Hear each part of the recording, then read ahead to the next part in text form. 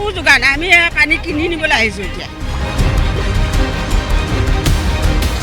উপায় নাই আমাৰ, আনকি লাইটটোও নাই, কাৰেণ্টটো নাই।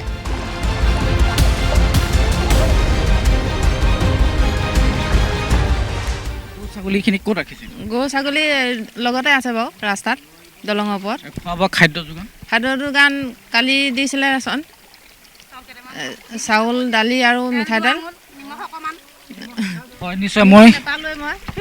হয় বাইদেউসকল যাম আচলতে কি পালে, কি দিছে? আচলতে প্ৰশাসন আহিছে নাই ইয়াত?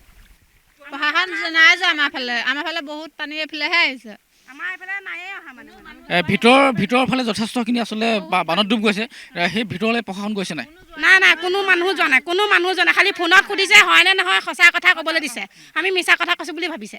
কোনো মানুহে যোৱাই নাই, কোনোৱে যোৱা নাই চাবলৈ। কৰিবলৈও চাৰ্জ নাই মানে, চাৰ্জ কাৰেণ্ট নাই আমাৰ এইফালে, ইমানে দিগদাৰ। হয় হয় আপোনাৰ ঘৰ পানী তলত?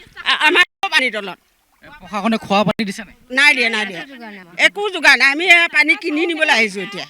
আজি 4 দিন ধৰি আপোনালোকে পানী তলত আছে আৰু এটা ভয়াৱহ পৰিৱেশত আছে। ৰাতিও আচলতে যিটো বানৰ অৱস্থা, যিটো বানপানী আপোনালোকৰ জোৰলা কৰিছে, ৰাতি এটা ভয়াৱহ পৰিৱেশ। ৰাতি আপোনালোক কেনেকৈ আছে? তেনেকৈ আছোঁ, উপায় নাই আমাৰ, আনকি লাইটটোও নাই, কাৰেণ্টটো নাই। নিশ্চয় আচলতে তেওঁলোকে অভিযোগ কৰিছে যে প্ৰশাসনৰ যদি লোক আহে, যিসকলে আচলতে ইয়াত খাদ্য যোগান ধৰিছে বা বিশুদ্ধ পানী দিছে, যি খাদ্য যোগান ধৰাৰ আচলতে প্ৰশাসনৰ যিটো ব্যৱস্থা, সেই ব্যৱস্থা সম্পূৰ্ণৰূপে আচলতে খুঁত আছে।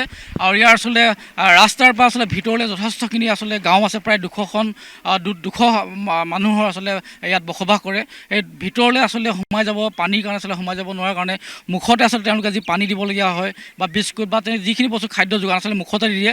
আৰু ভিতৰৰ অঞ্চলত বহু লোকে ইতিমধ্যে খাদ্য ব্যৱস্থা আচলতে তেওঁলোকে নোপোৱাৰ কাৰণে তেওঁলোকে অভিযোগ দিছে। প্ৰশাসনৰ এই ব্যৱস্থাটো তেওঁলোক আচলতে ক্ষুভিত হৈছে। মোৰ সমগ্ৰ দৃশ্য আচলতে মেঘে দেখা আছে। এনেদৰে আচলতে যিটো সোঁত মই এবাৰ দেখাইছোঁ। এতিয়া পানী বৰ্তমান এতিয়াও পানী গাঁওখনৰ ভিতৰত আচলতে নদীৰ পৰা পানী এতিয়াও সোমাই আছে, কোনো কাৰণত কমা নাই। আজি সম্পূৰ্ণভাৱে 4 দিন হ'ল, 4 দিন ধৰি এনেদৰে আচলতে পানীৰ তলত সকলো মানুহ ডুব গৈ আছে।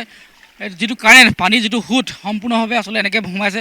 আৰু যদি এনেধৰণে আচলতে নগালেণ্ডত যদি নেৰানেপেৰা বৰষুণ দিয়াৰ পিছত কিন্তু এটা ভয়াৱহ পৰিৱেশ আমাৰ তিতাবৰতো হ'ব। তিতাবৰত ইতিমধ্যে বিভিন্ন অঞ্চলত, অকল পৰুণাচুঙি বুলি নহয়, ধুবুনী অঞ্চল, মেলামাটি, জোনাকী, বিভিন্ন অঞ্চল মানে তিতাবৰ, বহলা পৰা ধৰি মাধৱৰ পৰা ধৰি বিভিন্ন অঞ্চল ইতিমধ্যে সম্পূৰ্ণভাৱে প্লাবিত, সম্পূৰ্ণভাৱে আচলতে ডুব গৈ আছে। বহুকেইখন গাঁও, হাজাৰ গাঁও ইতিমধ্যে ডুবি আছে। আৰু প্ৰশাসনে আচলতে যি ধৰণে ব্যৱস্থা ল'ব লাগে তেওঁলোকে লৈছে যদিও ভিতৰৰ অঞ্চলবিলাকত যিসকল মানুহ থাকে, আচলতে ভিতৰৰ অঞ্চলত আটাইতকৈ জোৰলা অৱস্থাত যিসকল মানুহ আছে, সম্পূৰ্ণভাৱে পানীৰ তলত যিসমূহ আচলতে ডুব গৈ আছে, তেওঁলোকক আচলতে কোনো খাদ্য যোগান দেখা নাই। মোৰ এটা সমগ্ৰ দৃশ্য এই আচলতে কৃষকৰ আচলতে যি সপোন, কঠীয়া আচলতে এনেধৰণে আচলতে পানীত উটি আছে।